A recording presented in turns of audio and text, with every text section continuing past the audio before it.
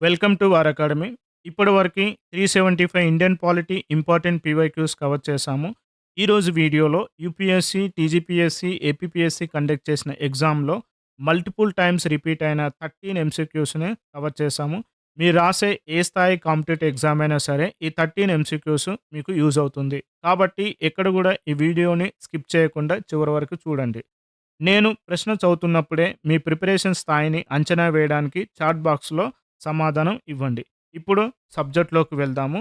So, here question number 363. భారత రాజ్యాంగంలోని 4వ షెడ్యూలు దేనికి సంబంధించింది? ఆప్షన్ ఏ రాజ్యసభలో సీట్ల కేటాయింపు.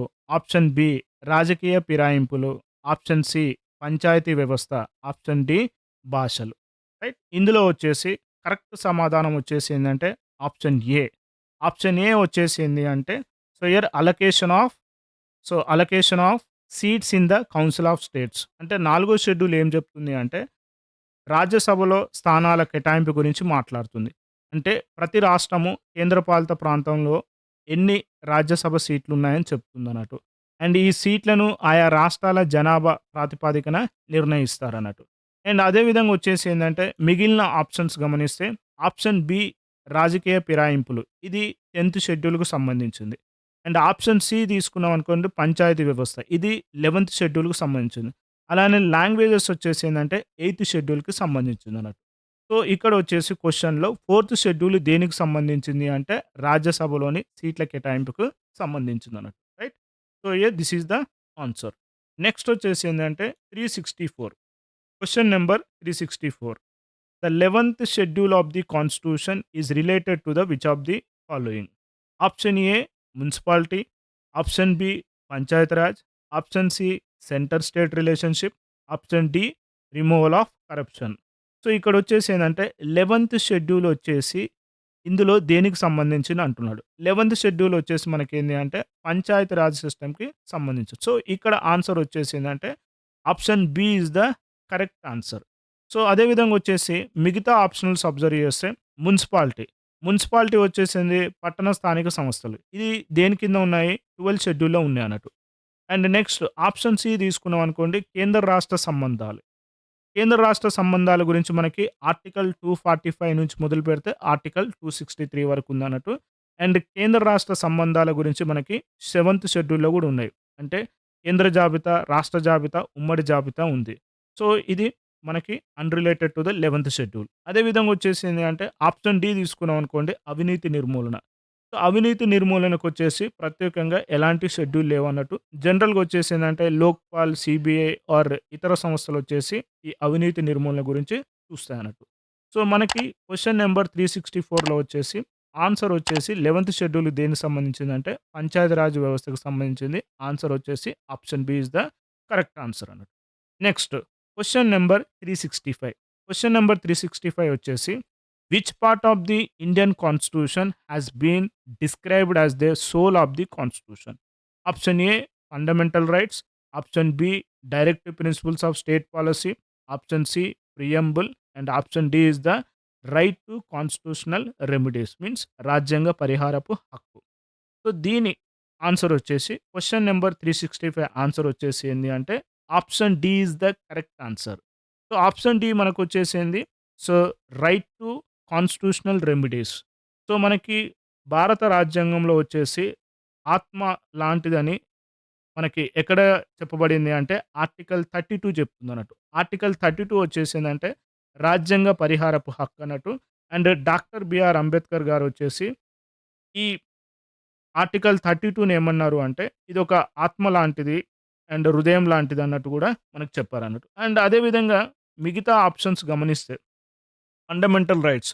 మనకి ఫండమెంటల్ రైట్స్ వచ్చేసిందంటే పార్ట్ 3 చెప్తుందన్నట్టు. ఇక్కడ మనము సమానత్వం, స్వేచ్ఛ గురించి మాట్లాడుతాం అన్నట్టు. అండ్ ఈ ప్రాథమిక హక్కుల్ని రక్షించడానికి మనకు కావాల్సింది ఏందంటే ఆర్టికల్ 32 అన్నట్టు. ఆర్టికల్ 32 వచ్చేసిందంటే రైట్ టు కాన్స్టిట్యూషనల్ రెమెడీ అన్నట్టు. సో, ఇక్కడ కూడా వచ్చేసి ఏందంటే ఫండమెంటల్ రైట్స్‌ని అంబేద్కర్ గారు ఎక్కడ కూడా ఇది ఆత్మ లాంటిది అని చెప్పలేదన్నట్టు. సోల్ ఆఫ్ ది కాన్స్టిట్యూషన్ అని చెప్పలేదు.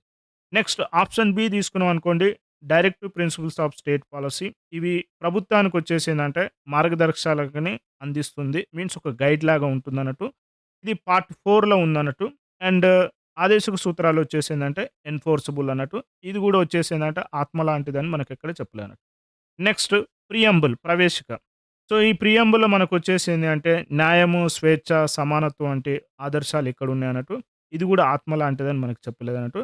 సో, మనకి సోల్ ఆఫ్ ది కాన్స్టిట్యూషన్ వచ్చేసింది అంటే ఆర్టికల్ 32 అది రైట్ టు కాన్స్టిట్యూషనల్ రెమెడీస్ అన్నట్టు. రైట్. సో, హియర్ ఇది దీని ఆన్సరు. ఆన్సర్ వచ్చేసిందంటే ఆప్షన్ డి అన్నట్టు. నెక్స్ట్ క్వెషన్ వచ్చేసిందంటే 366. 366 ఏం చెప్తుంది అంటే which one of the following feature of the citizenship in India is correct. So, option A వచ్చేసిందంటే రాష్ట్రం మరియు దేశం యొక్క ద్వంద్వ పౌరసత్వం. ఆప్షన్ బి వచ్చేసి రాష్ట్రం యొక్క ఏక పౌరసత్వం. ఆప్షన్ సి వచ్చేసి భారతదేశం అంతటా ఏక పౌరసత్వం. అండ్ ఆప్షన్ డి వచ్చేసి భారతదేశం మరియు మరొక దేశం యొక్క ద్వంద్వ పౌరసత్వం. రైట్. ఈ క్వెషన్‌కి మీ ఆన్సర్‌ని చాట్ బాక్స్‌లో టైప్ చేయండి. సో, ఇక్కడ ఆన్సర్ వచ్చేసి ఏంది అంటే మనకి ఇండియాలో వచ్చేసి డ్యూయల్ సిటిజన్‌షిప్ లేదు. రైట్. మనకు భారతదేశంలో వచ్చేసి ఏందంటే ఏక పౌరసత్వం మాత్రం ఉంది. ఏక పౌరసత్వం అంటే మనకు ఆన్సర్ వచ్చేసిందంటే ఆప్షన్ సి కరెక్ట్ ఆన్సర్ అన్నట్టు. సో, మనకి అంటే ప్రతి వ్యక్తి కేవలం భారతదేశ పౌరుడు మాత్రమే. ప్రత్యేకంగా రాష్ట్ర పౌరుడనేది మన భారతదేశం లేదన్నట్టు. అదే అమెరికాలో గమనిస్తే మనకేందంటే డ్యూయల్ సిటిజన్‌షిప్ ఉందన్నట్టు. ఎందుకు భారతదేశము ఏక పౌరసత్వాన్ని సెలెక్ట్ చేసుకుంది అంటే జాతీయ సమైక్యత కోసము అండ్ రాష్ట్రాల మధ్య సమానత్వం ఉండడం కోసమే మనకి భారతదేశంలో వచ్చేసి ఒకే పౌరసత్వం ఉంది. అదే ఇండియన్ సిటిజన్‌షిప్ మాత్రమే ఉందన్నట్టు. అదే యూఎస్ఏ లాంటి కంట్రీ‌లో వచ్చేసి ఏందంటే స్టేట్ సిటిజన్ అంటారు. అండ్ నేషనల్ సిటిజన్ అని పిలుస్తారు. అంటే డ్యూయల్ సిటిజన్‌షిప్ ఉంటుందన్నట్టు. అక్కడ రాష్ట్రానికి ఉంటాడు. అండ్ దేశానికి ఉంటాడు. మన భారతదేశంలో వచ్చేసి ఏందంటే ఒకే పౌరసత్వము. అదొచ్చేసి ఇండియన్ సిటిజన్‌షిప్. రైట్. సో, ఇక్కడ మనకు ఆన్సర్ వచ్చేసి ఏందంటే option C is the correct answer అన్నట్టు. Next question number 367. Question number 367 తీసుకుంటే by which one of the following act was federal court in India created? Option A Indian council act 1861. Option B government of India act 1909. Option C government of India act 1919. And option D వచ్చేసి none of the above. So, ఈ క్వెషన్‌కి ఆన్సర్‌ని మీరు chat బాక్స్‌లో type చేయండి. Right. ఇప్పుడు వచ్చేసి ఈ క్వెషన్‌కి ఆన్సర్ ఏందో చూద్దాం. ఈ క్వెషన్‌కి ఆన్సర్ వచ్చేసిందంటే option D none of the above. ఇందులో ఉన్నాయి ఏది కాదన్నట్టు. అదేందో ఒకసారి చూద్దాం. ఫస్ట్ వన్ వచ్చేసింది మనకి ఇండియన్ కౌన్సిల్ యాక్ట్ ఉంది. ఇండియన్ కౌన్సిల్ యాక్ట్ 1861 వచ్చేసిందంటే ఇది లెజిస్లేటివ్ కౌన్సిల్‌ని ప్రవేశపెట్టింది. ఏది ఇండియన్ కౌన్సిల్ యాక్ట్ 1861. ఇక్కడొచ్చేసేందంటే ఇండియన్ కౌన్సిల్ యాక్ట్ 1861లో వచ్చేసి చట్టాల తయారీలో భారతీయులకు పరిమిత భాగస్వామ్యాన్ని కల్పించిందన్నట్టు. ఇక్కడ న్యాయపరమైన సంస్కరణలు లేవు. అంటే ఇక్కడ ఫెడరల్ కోర్ట్ గురించి ఎక్కడ గూడా ప్రస్తావన అనేది లేదు. కాబట్టి ఆప్షన్ ఏ వచ్చేసి రాంగ్ అన్నట్టు.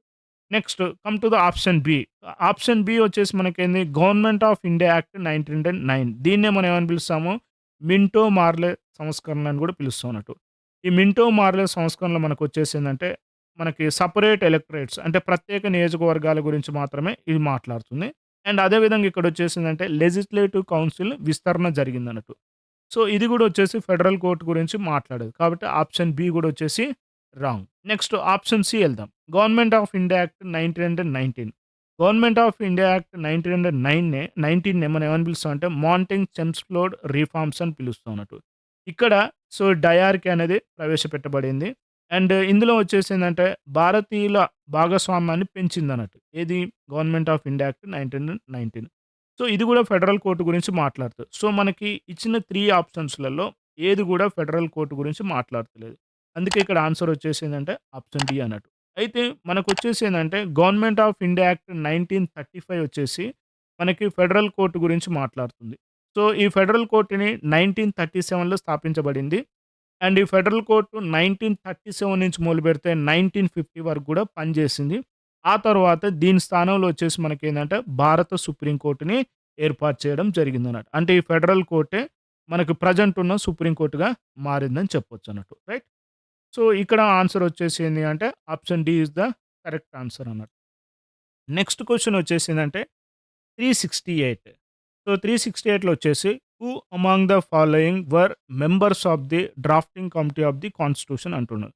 సో, క్వెషన్‌లో మనకొచ్చేసిందంటే డ్రాఫ్టింగ్ కమిటీ మెంబర్స్ ఎవరు? సో, మనకి ఫస్ట్ స్టేట్మెంట్ వచ్చేసి N. Gopalaswamy.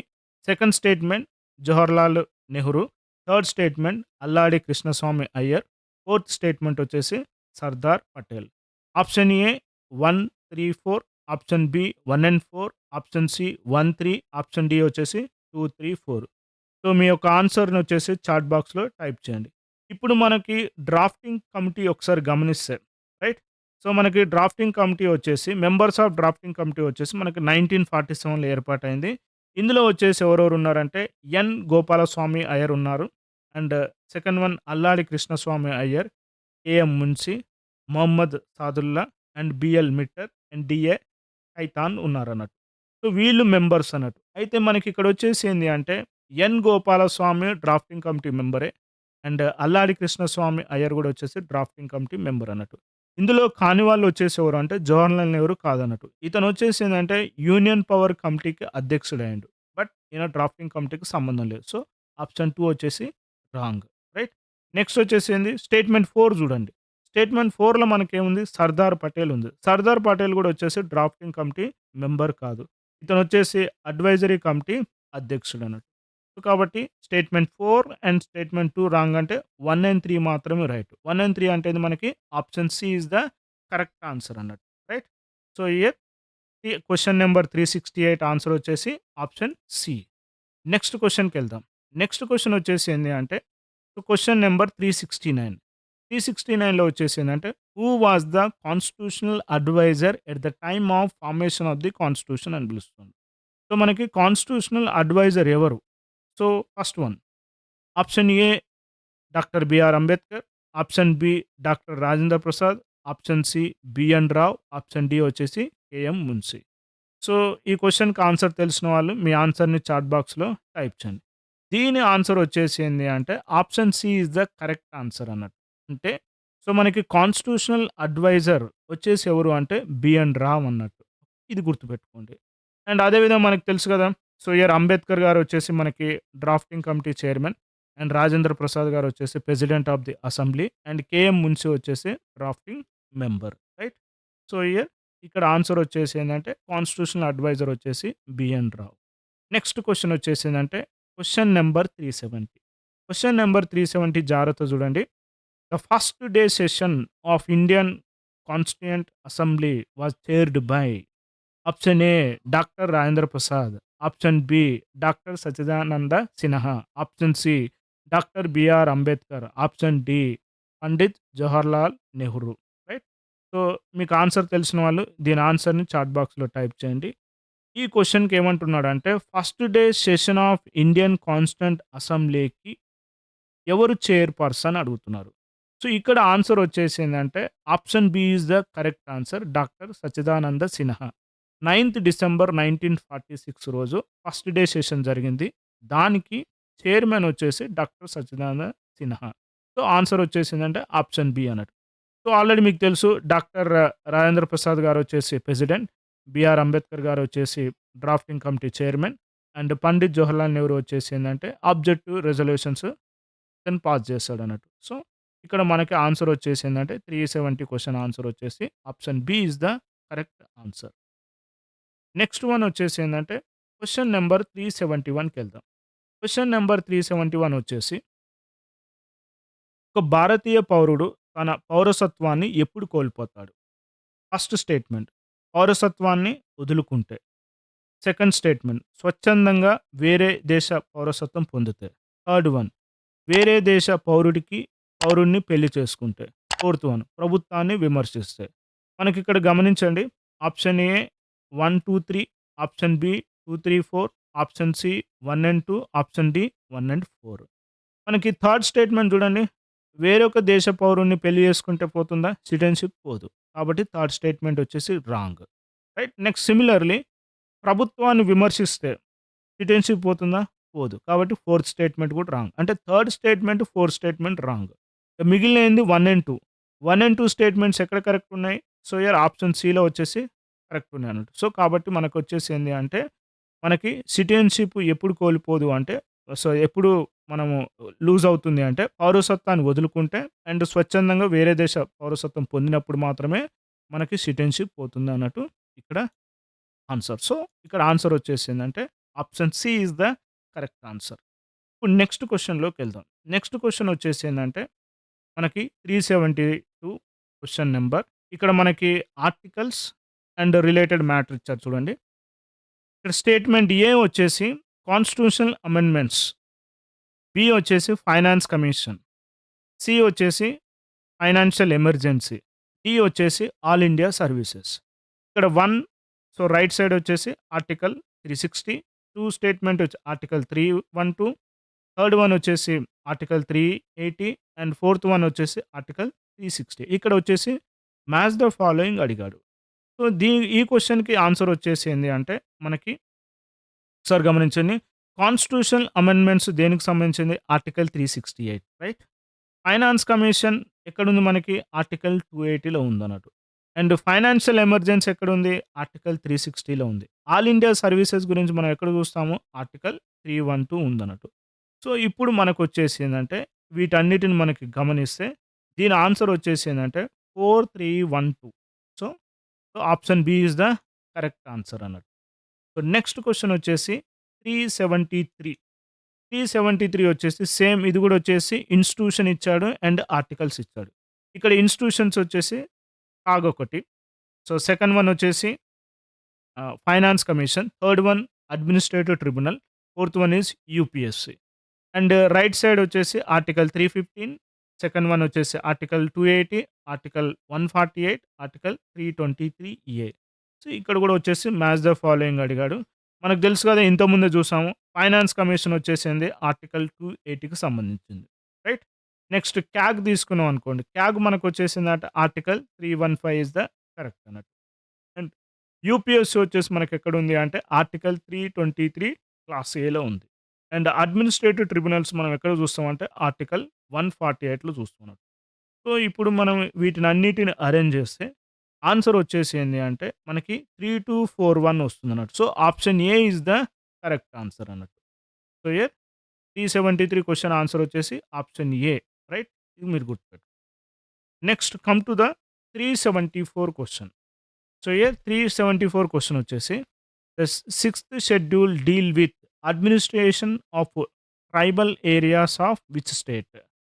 Option A Bihar, Chhattisgarh, Goa. Option B Meghalaya, Tripura, Mizoram. Option C Uttarakhand, Manipur, Jharkhand. Option D Nagaland, Arunachal Pradesh, Tripura. So, దీంట్లో వచ్చేసి ఏది కరెక్ట్ అని అడుగుతున్నాడు. మనం ఒకసారి సిక్స్త్ షెడ్యూల్ గమనించినాం అనుకోండి. మీరు ఎలా గుర్తుపెట్టుకోవాలంటే సిక్స్త్ షెడ్యూల్ ఏం డీల్ చేస్తుందంటే సో, మనకి tribal area autonomous district council గురించి మాట్లాడుతుందన్నట్టు. అవి వచ్చేసి ఎలా గుర్తుపెట్టుకోవాలంటే ఏటీఎం అని గుర్తుపెట్టుకోండి.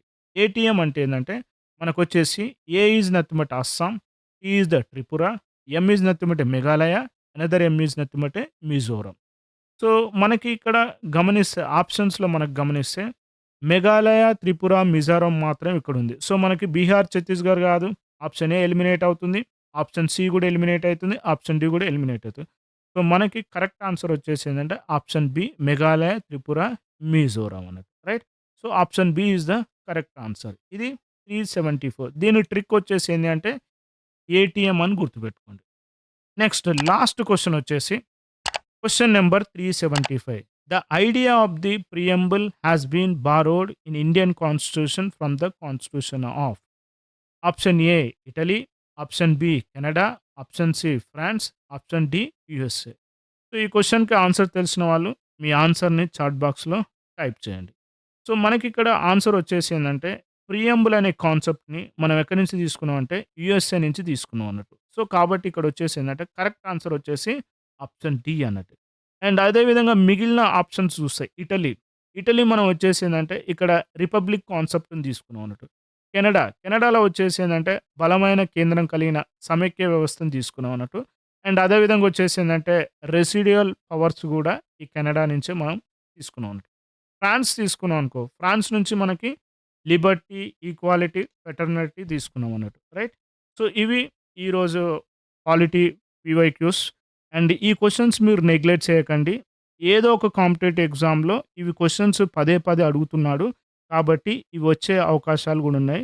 మీకు ఒక్క మార్క్ బెనిఫిట్ అయినా గూడా మనకు తెలుసు గదా! ఉద్యోగం రావాలన్నా, ఉద్యోగం పోవాలన్నా ఒక్క మార్క్‌తోనే డిసైడ్ అయితుంది. కాబట్టి ఈ పీవైక్యూస్ మీరు ఎక్కడ కూడా స్కిప్ చేయకుండా ప్రతి పీవైక్యూని మీరు అనాలిసిస్ చేసి వాటిని ఆన్సర్‌లు మీరు గుర్తుపెట్టుకోండి. రైట్? సో, ఒక అనౌన్స్‌మెంట్ వచ్చేసి like, subscribe, comment and share చేయడం మర్చిపోవద్దు. ఈ వీడియో ఎక్కువ మందికి చేరడానికి మనకి హైప్ బటన్ ఉంటుంది. హైప్ బటన్ క్లిక్ చేయండి. అండ్ మరిన్ని అప్డేట్స్ కోసము మా టెలిగ్రామ్ ఛానెల్‌లో చేరండి. అండ్ లింక్ డిస్క్రిప్షన్‌లో ఇవ్వబడింది. So, thank you very much.